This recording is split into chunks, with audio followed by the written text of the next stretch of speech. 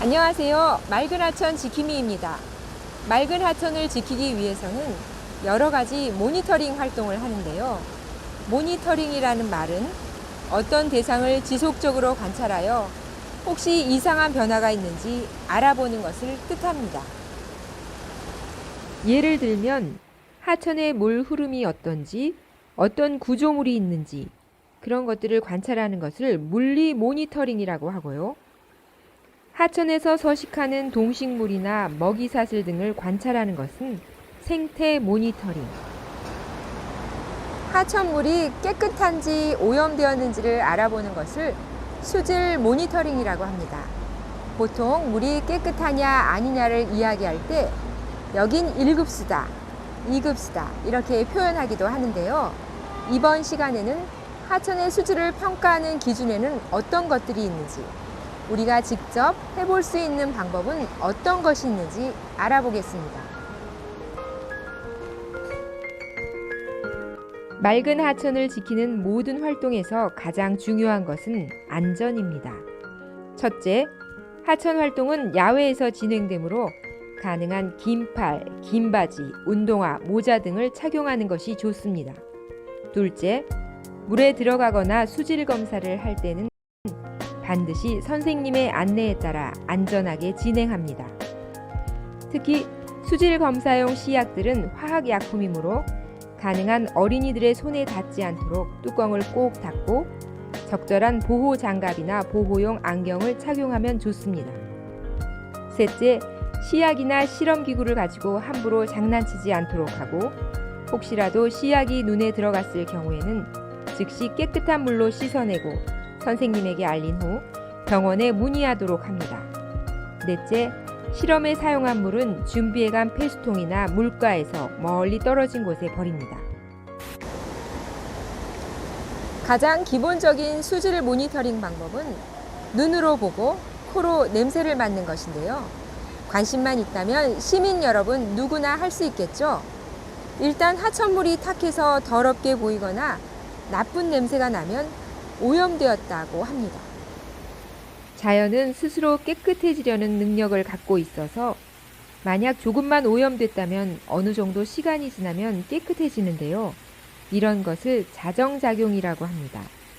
하지만 오염 정도가 심하면 자정 능력을 잃게 됩니다.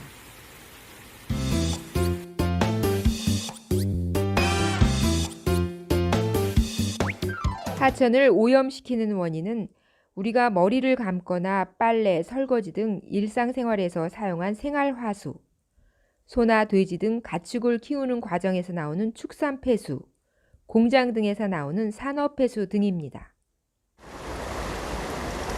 이런 것들이 너무 많이 하천에 들어가게 되면 하천은 자정 능력을 잃게 되어 물이 탁해지고 나쁜 냄새가 나게 되는 것입니다.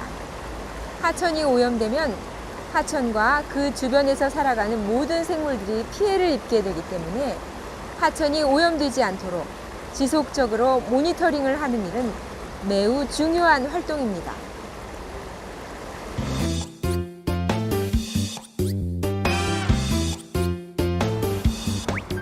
하천의 수질을 판단하는 방법 중 하나는 생물 지표종을 이용하는 방법입니다.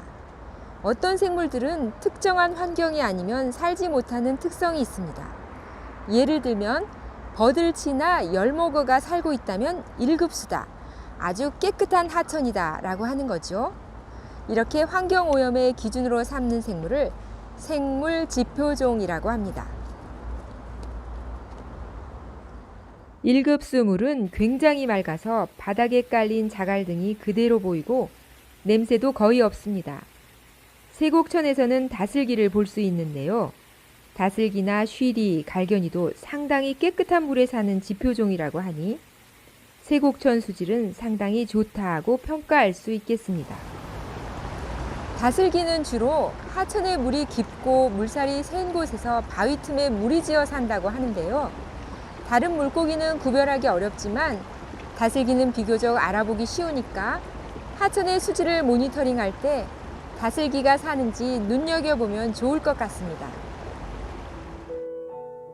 한편 물달팽이나 피래미, 모래무지 등이 살면 보통 수준 또는 약간 나쁜 수질로 간주되고요.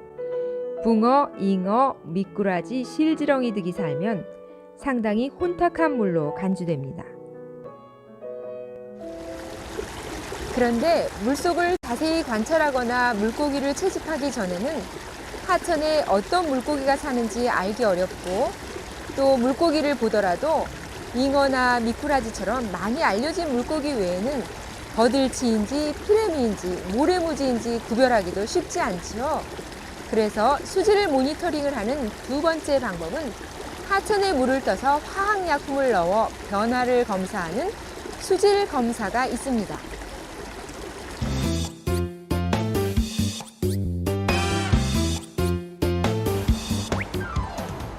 보통 청소년들이 하천의 수질 검사를 할 때는 물의 온도와 COD, 화학적 산소 요구량, DO, 용존 산소량, NH4N, 암모니아성 질소, NO2N, 아질산성 질소, NO3N, 질산성 질소, PO4P, 인산성 인, pH, 수소 이온 농도, 이 8가지를 체크하는데요.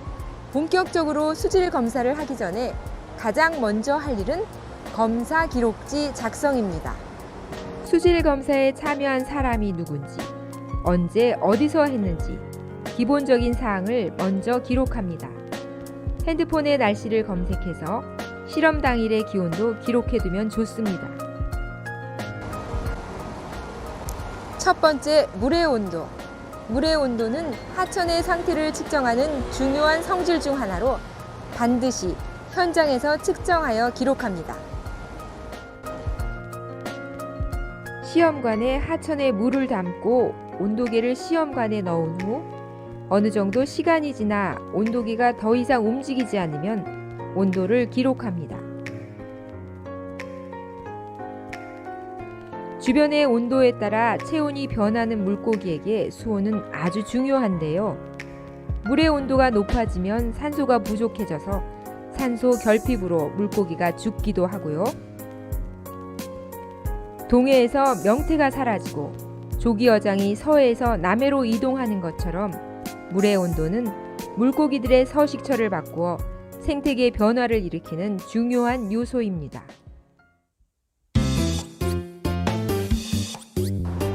COD, 화학적 산소 요구량이란 물속에 있는 유기물들을 산화제를 사용해서 분해할 때 필요한 산소의 양을 말합니다. 하천이나 바다 등에 폐수가 들어오면 그 속에 산화되기 쉬운 유기물질들이 있어서 수질이 오염됩니다. 이때 유기물질이라는 말은 동물이나 식물, 그리고 미생물이 가지고 있는 여러 가지 물질을 말합니다. 예를 들면 탄수화물, 단백질, 비타민 같은 것도 다 유기물이죠. 그리고 산화라는 말은 쉽게 말해 산소와 반응한다는 뜻인데요. 이 유기물질들이 쉽게 산소를 가져간다는 거죠. 물고기들도 산소가 필요한데 유기물질들이 물속의 산소를 다 소비해버리면 물고기들이 살기 어렵게 되겠지요. 그래서 유기물을 제거하기 위해 과망간산 칼륨 같은 산화제를 사용하게 되는데 이 산화제의 양에 해당하는 산소의 양을 화학적 산소 요구량이라고 합니다. COD는 수치가 낮을수록, 즉 물을 정화하는 데 필요한 산소의 양이 적을수록 수질이 좋다는 뜻이겠지요.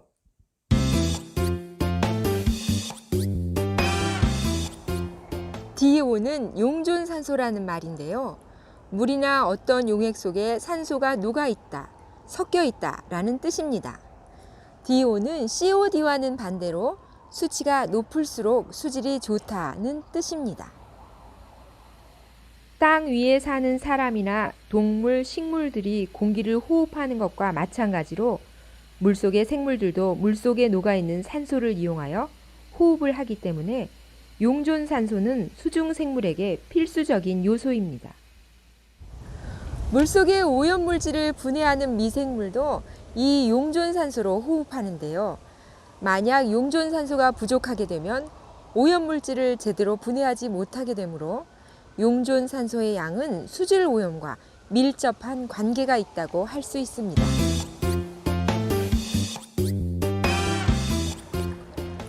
NH4N, 암모니아성 질소는 물속의 암모니아로 존재하는 질소를 말합니다. 암모니아성 질소 자체는 인체에 크게 유해하진 않지만 대부분의 동물의 배설물이나 생활하수, 공장 폐수 등으로 인해 하천에 들어오기 때문에 만약 수질 검사를 통해 암모니아성 질소가 검출된다면 수질이 오염되었다라고 판단하는 하나의 지표가 됩니다. 그래서 우리가 먹는 수돗물도 반드시 암모니아성 질소를 없애는 소독 처리를 합니다. 이 밖에도 아질산성 질소, 질산성 질소, 인산성 인, pH 수소이온 농도 등을 검사하여 하천의 수질 오염 정도를 확인할 수 있습니다. 지금까지 물의 오염도를 측정해보는 수질 검사에 대해 이야기해 보았는데요. 하천의 생태계가 자정 능력을 잃지 않도록, 하천이 오염되지 않도록 우리도 노력해야겠다는 생각이 들지요. 그렇다면 하천의 정화를 도울 수 있는 방법에는 어떤 것들이 있을까요?